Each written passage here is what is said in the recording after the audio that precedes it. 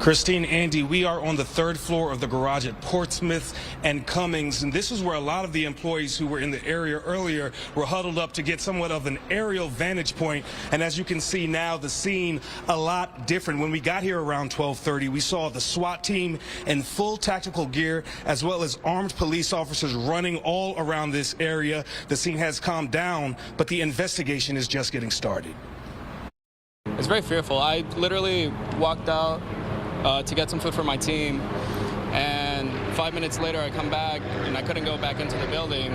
Within a moment's notice, William Contreras found himself unable to return to his office on the 5th floor of the 20 Greenway building at 3800 Cummins. He soon learned why. Right before noon, we received a dispatch call to this location for a shooting, active shooter situation. Houston police say a man believed to be in his 30s shot his supervisor once in the head, killing him on the 10th floor. It's scary to think that maybe even I just walked past the shooter and I didn't even realize it. The shooter has not been identified. Investigators also have not yet identified the victim, nor the reason why he was targeted. They say employees were able to help them track the suspected shooter to his high-rise apartment building on Main, where he was taken into custody. He was in a vehicle, and they called him out, and he did surrender there. Last October, people who work here say they had an active shooter training, and some say it came in handy today. Inside, it's like our floor is all shut down. Everybody's in a conference room, so nobody's close to any windows or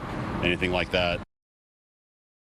Around 2:30 this afternoon, employees were being safely escorted out of the building. Investigators say they are working to interview witnesses to try to get an idea of exactly what led up to this, and they're also in the process of obtaining warrants to search for the weapon used. Reporting live in the Greenway Plaza area, Devin Clark, KPRC 2 News. Devin, thank you. Workers were left waiting and worried about a potential active shooter situation. Yeah, offices immediately shut down and workers hid until they got that all clear. KPRC 2 Sion Rhodes continues our team coverage with their perspective tonight. In Sion, this was an incredibly scary situation.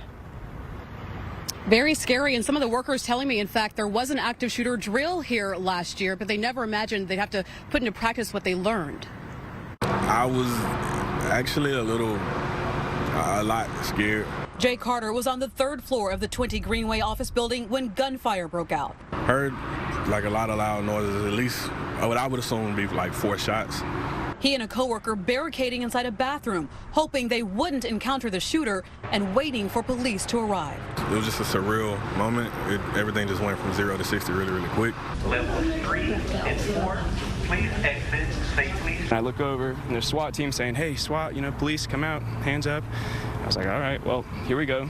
Connor Franks recorded this video from his office on the 4th floor. They came, cleared the floor, and then said, "Hey, you go in here," and they shut the doors behind us. How many people are up there with you? We're 58.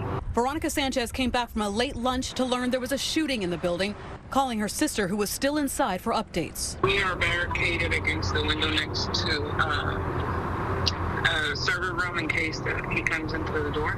I mean, I'm nerve-wracked. Yeah. We just hope that they're okay. Thankfully, Veronica's sister, many others were okay. Unfortunately, one life lost in this incident. And just an added note here that for Veronica and many other workers, today was their first day back in the office since the pandemic began. Certainly not the way they wanted their return to office to happen.